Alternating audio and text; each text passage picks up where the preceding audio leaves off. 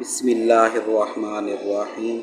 عن مصعب بن سعد قال رأى سعد أن له فضلا على من دونه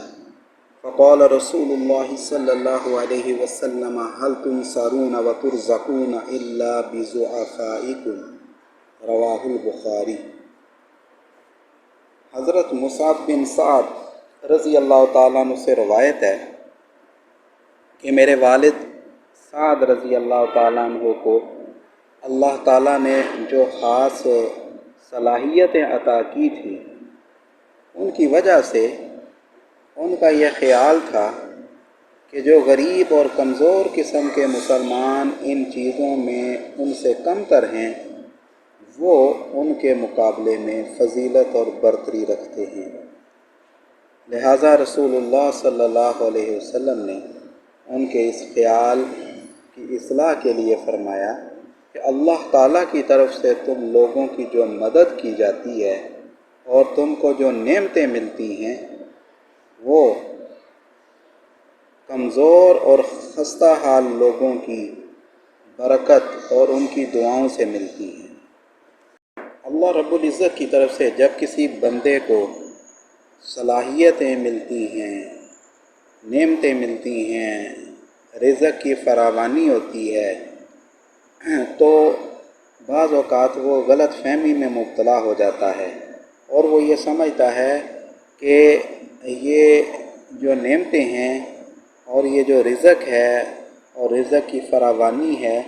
یہ میرے علم، میرے فن، میری صلاحیتوں اور میری محنتوں کا ثمرہ ہے، حالانکہ حقیقت ایسے نہیں ہے۔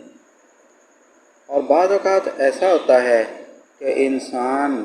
کو اللہ رب العزت کی طرف سے جو صلاحیتیں ملتی ہیں تو جن لوگوں میں وہ صلاحیتیں نہیں ہوتی ہیں یا کم ہوتی ہیں تو ان کو اپنے سے کم تر خیال کرتا ہے۔ تو نبی علیہ السلام نے اس حدیث مبارکہ میں انسان کی اس غلط فہمی کی اصلاح فرما دی کہ یہ کبھی نہیں سمجھنا چاہیے کہ ہمیں جو نعمتیں مل رہی ہیں، جو رزق کی فراوانی ہے، یہ ہماری جو ہے وہ علم اور فن اور محنتوں کا نتیجہ ہے، بلکہ یہ تو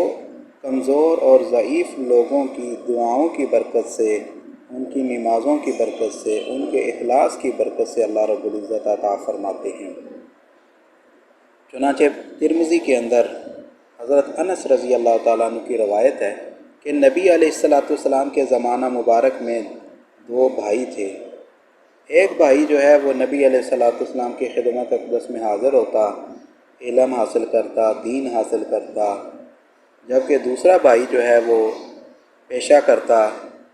محنت مزدوری کرتا۔ تو جو محنت مزدوری کرنے والا، پیشہ کرنے والا بھائی تھا اس نے اپنے بھائی کی شکایت نبی علیہ السلام کی خدمت میں کی کہ حضرت